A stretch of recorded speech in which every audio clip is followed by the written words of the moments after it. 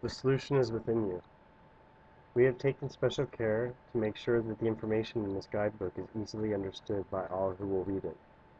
The material and concepts described in the following sections must be grasped firmly as facts of a self-imposed condition that you, the reader, are faced with, whether you are aware of it or not. This being said, we have spared literary prose in hopes of conveying to you our personal experience with the unconscious creation and its harmful effects on our ability to meet our most fundamental needs. We request that you become willing to lay all your conceptions aside. We ask that you become willing to surrender everything that you think you know about yourself and open your mind and your heart to the information that we are about to share with you. The selected plan of action outlined in this first guidebook may be quite disorienting at first. You may experience feelings of hopelessness, anger, fear, bewilderment, and loss. You may feel empty or experience huge emotional shifts. These are all normal responses to the work. You are not alone. The effects of this work are dramatic and immediate. This work is a living guide designed to manifest powerful transformative energies within you. These energies begin to operate on your behalf and literally reset your mind back to a place of neutrality. We make no claims or promises to the exact effect that you, the individual, will realize as a result of engaging this work. The only guarantee we make is that you will get out of it exactly what you put into it. This last statement rings true about life in general, but in this work outlined for you here, it's the law. Our motivation behind the creation of this material was to develop a structured plan of action which would serve us in our deep-seated desire to fulfill our most fundamental needs for love, intimacy, creative expression, safety, and comfort.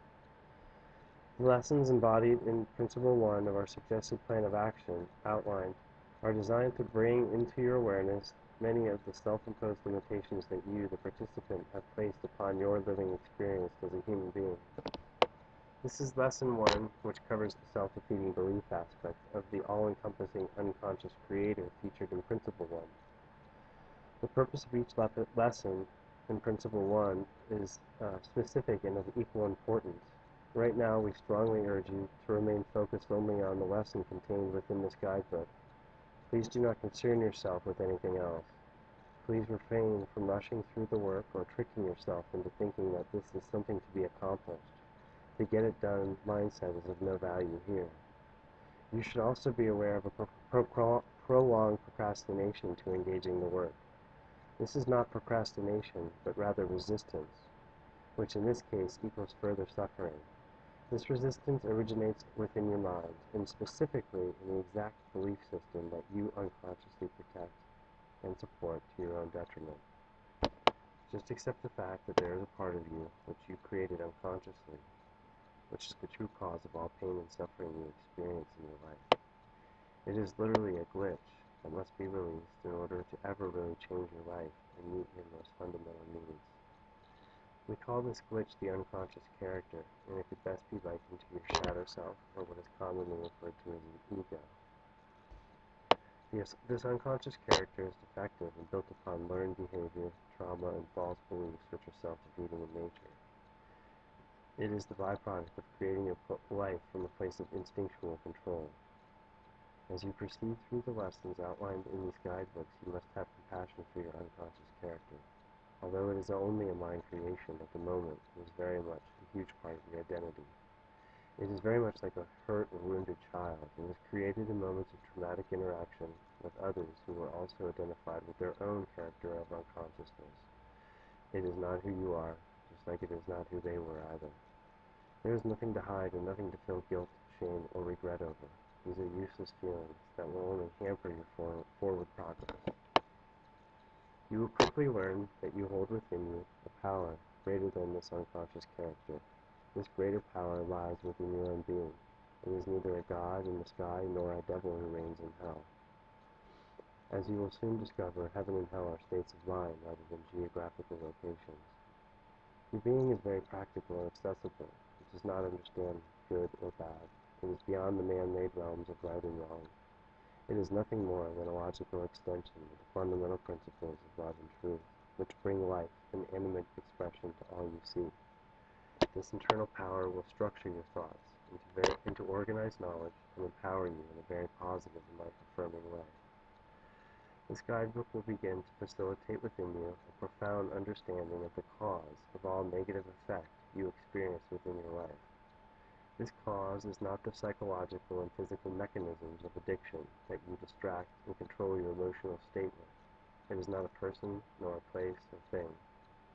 It is your unconscious character, which is built upon a self-defeating personal narrative that you protect as if it were your only child.